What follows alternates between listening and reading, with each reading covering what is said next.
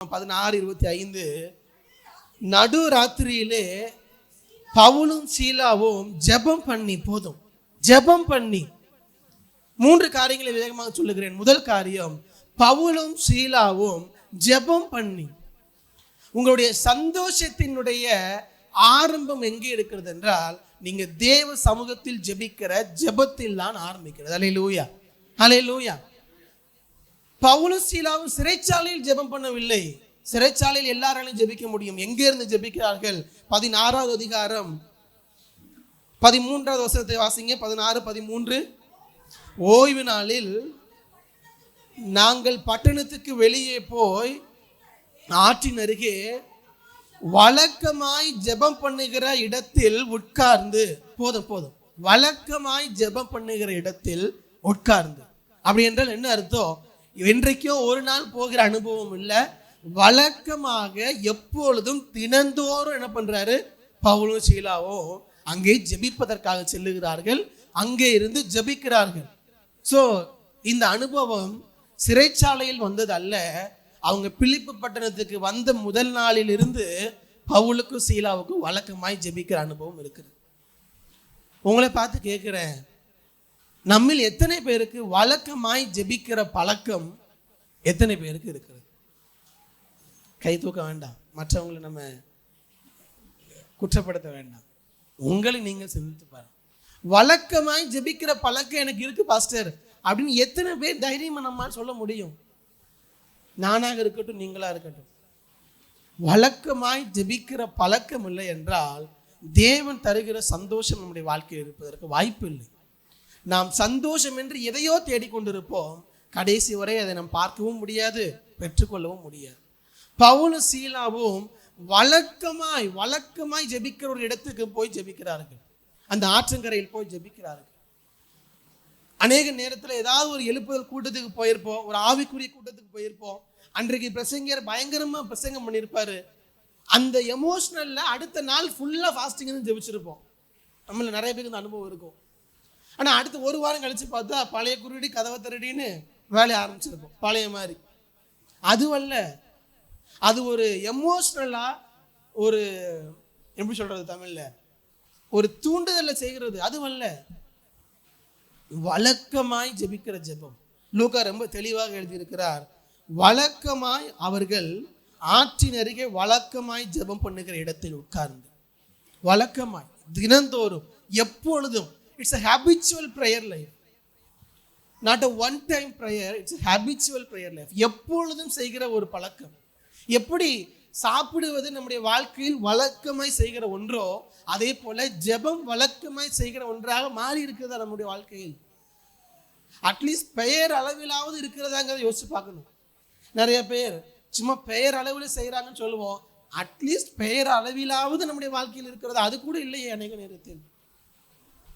முன்பதாக உள்ள காலங்கள்லாம் சபையில் தினந்தோறும் ஜெபம் இருக்கும். அதிகாலையில் ஜனங்கள் எல்லாம் அதிகாலையில் ஜெபித்து விட்டு வேலைக்கு போவாங்க. அது ஒரு வழக்கமாக இருக்கும், நம்முடைய நடைமுறை வாழ்க்கையில் ஒரு வழக்கமாக இருக்கும்.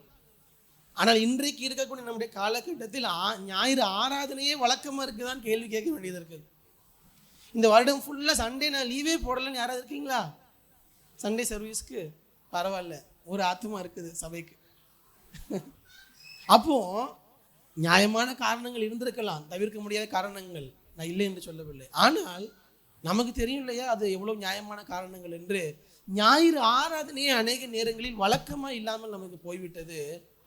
ஆனால் வசனம் சொல்லுகிறது, வழக்கமாய் பவுல் ஜெபிக்கிற ஜெபம். யோசிச்சு பாருங்க, வழக்கமா நீங்க எந்த நேரத்தில் ஜெபிக்கிறீங்க, எப்பொழுது ஜெபிக்கிறீங்க? வழக்கமாய் ஜெபிக்கிற பழக்கம் இல்லாமல் சந்தோஷமா இருக்குன்னு நினைக்கிறது ஃபவுண்டேஷன் இல்லாம பில்டிங் கட்டுறது போல. அந்த ஜெப வாழ்க்கை தான் உங்களுடைய ஆவிக்குரிய வாழ்க்கையின் அச்சாரம். அது இல்லாமல் எப்படி பில்டிங் கட்ட முடியும்? ஃபர்ஸ்ட் ஃபவுண்டேஷனே கிடையாது, மேலே பில்டிங் மட்டும் இதே போல அழகா இருக்கணும்னா இருக்கலாம், கெட்டிடலாம். ஆனால் காற்று அடித்த உடனே என்ன ஆயிரும் அப்படின்னா விழுந்து போய்விடும்.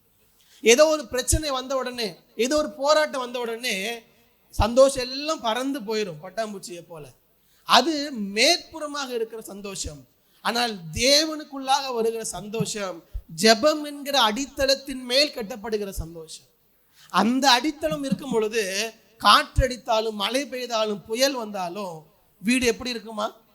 நிலைத்து இருக்கும். கற்பாறையின் மேல் கட்டின வீடு என்ன ஆனாலும் நிலைத்து இருக்கும். யோசிச்சு பாருங்க, உங்களுடைய ஜெப நேரம் எது? உங்க கையில நோட் வச்சிருக்கீங்களா? Diary note. உங்க நோட்ல எழுதுங்க, என்னுடைய வழக்கமான ஜெப நேரம். ஆல்ரெடி இருந்தா பரவாயில்ல, இல்லைன்னா இப்போ ஒரு நேரத்தை எழுதுங்களேன் உங்க நோட்ல, டைரியில. நோட்டு டைரி இல்லைங்கிறீங்களா? இல்லைன்னா தயவு செஞ்சு கொண்டு வாங்க. ஆண்டவர் சொல்ற ஏதாவது 1-2 பாயிண்டா எழுதிட்டு போங்க. எழுதி வச்சுட்டு போங்க. அந்த வாரத்தில் நேரம் கிடைக்கும் போது ஜெபிக்கும் பொழுது அதை எடுத்து பார்த்து ஜெபிங்க. நோட் இல்லைன்னா நீங்கள் அட்லீஸ்ட் உங்கள் மனதில் அதை இப்போ நீங்கள் ஃபிக்ஸ் பண்ணுங்கன்னு சொல்கிறேன். ஏன்னா முழு பிரசங்கத்தையும் கேட்டு விட்டு அப்படி போதில் எந்த பிரயோஜனமும் இல்லை. உங்களுடைய வழக்கமான ஜெப நேரம் என்ன? இப்போ இதுக்கப்புறம் ஜெபிக்கிற பழக்கமே இல்லைன்னா தயவு செஞ்சு 1 மணி நேரம் 2 மணி நேரம் எழுதாதீங்க. நான் சொன்ன கதை தான், நாளைக்கு ஒரு நாள் தான், அடுத்து பழைய இதுக்கு மாதிரி. ஜெபிக்கிற பழக்கமே இல்லைன்னா 15 நிமிஷம் எழுதுங்க, அரை மணி நேரம். அதுக்கு மேலே போகவே போகாதீங்க, உங்களால் செய்ய முடியாது. ஏன்னா நிறைய முறை நான் செஞ்சு ஃபெயில் ஆகிருக்கிறேன். ஜெபிக்கிற பழக்கம் இருக்குதுன்னா அரை மணி நேரமோ 20 நிமிஷமோ 1 மணி நேரமோ, அட்லீஸ்ட் நன்றாக ஜெபிக்கக்கூடியவர்கள் 1 மணி நேரமாவது ஒரு நாளைக்கு நாம் கொடுக்க வேண்டும் தேவனுக்கு, தேவ சமூகத்தில் அமர்ந்திருப்பதற்கு. அந்த வழக்கமாய் ஜெபிக்கிற ஜெபம் இல்லை என்றால் ஈஸியாக நம்முடைய சந்தோஷத்தை சாத்தான் எடுத்து விடுவான். அல்லது வாழை பிடிக்கிற கதையா நம்மளை ஓட வச்சுக்கிட்டே இருப்பான், இதுக்கு பின்பதாக அதுக்கு பின்பதாக என்று. இப்போ நீங்கள் ஃபிக்ஸ் பண்ணியிருக்கீங்கன்னா அடுத்த வாரம் முழுவதும் அந்த நேரத்தில் ஜெபிக்க முயற்சி எடுங்க. நான் எதுக்கு எழுத சொன்னேன்னா, அட்லீஸ்ட் ஒரு 6 to 6 எழுதியிருக்கிறீங்க, காலையில் 6:30 வரைக்கும் ஜெபிக்கலன்னா அட்லீஸ்ட் சர்ச்சில் எழுதணுமேங்கிறதா ஞாபகம் வரும் உங்களுக்கு.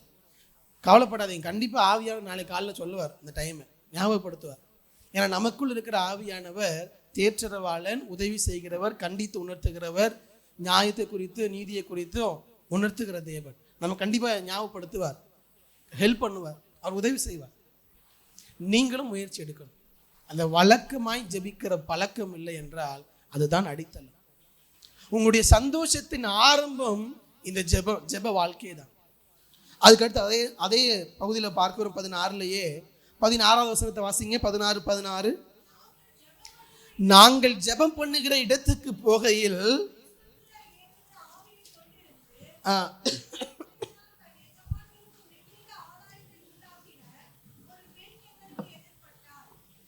போதும். அடுத்தும் லூக்கா குறிப்பிட்டு எழுதுகிறார், நாங்கள் ஜெபம் பண்ணுகிற இடத்திற்கு போகையில். ஜெபிக்க போகிறார்கள் பவுலும் சீலாவும். ஜெபிக்க போகும் பொழுதுதான் யார் வருகிறா? ஒரு பெண், பிசாசு பிடித்த பெண் வருகிறாள். தடை வருகிறது. அதற்கு பின்பு நடந்ததெல்லாம் ஒரு சொல்லிட்டு ஆல்ரெடி. அதுக்கு பின்பு அதனால் நிறைய பிரச்சனைகள், அடிகள், உதைகள், வஸ்திரங்கள் எல்லாம் கிழிக்கிறார்கள். வஸ்திரங்கள் எல்லாம் கிழித்தார்கள் என்றால் எந்த அளவுக்கு இவங்களை அடிச்சிருப்பாங்கன்னு பாருங்க. சிறைச்சாலையில் வைக்கப்படுகிறார்கள். இதெல்லாம் அதுக்கு அடுத்து நடக்குது. எப்பொழுதெல்லாம் நடக்குது இந்த சம்பவம்? எப்போ நடக்குது? ஜெபம் பண்ணுகிற இடத்திற்கு போகையில். நீங்க எல்லாம் பார்க்கறத பார்த்தா எங்க ஃபர்ஸ்ட் போறாரு இருக்க வசனம் போடலையோ? 16 சொல்றாரு, நாங்கள் ஜெபம் பண்ணுகிற இடத்திற்கு போகையில் இந்த பிரச்சனை எல்லாம் நடக்குது. அதே தான் நமக்கும்.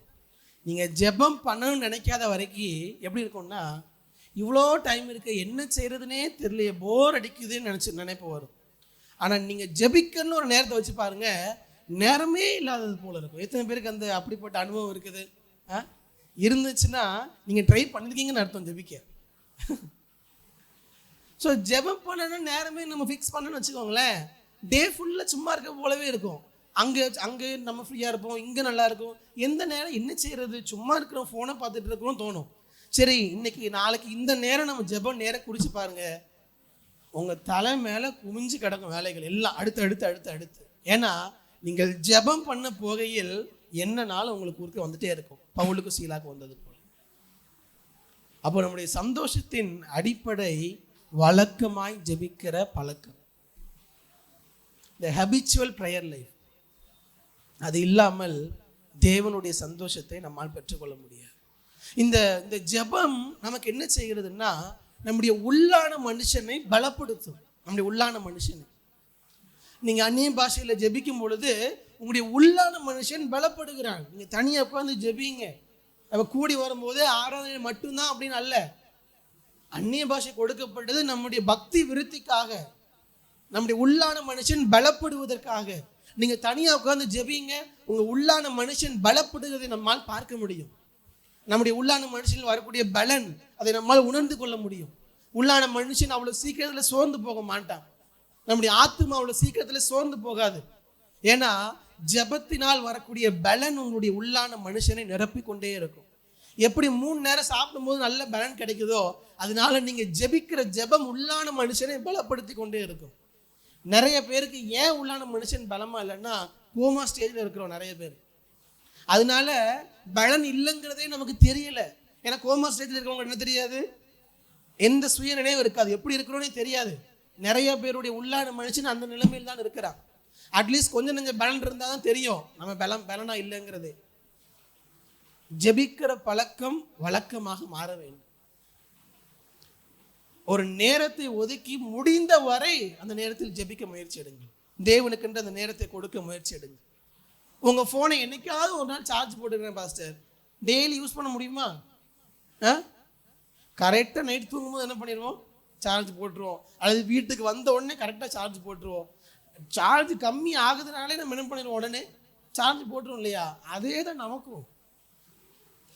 சார்ஜ் கம்மி ஆகுதுன்னு தெரியும் பொழுதே தினந்தோறும் அவருடைய சமூகத்தில் அமர்ந்திருந்து ஜெபித்து நம்மை பலனை பெற்றுக்கொள்ள வேண்டும் உள்ளான மனுஷனுக்கு.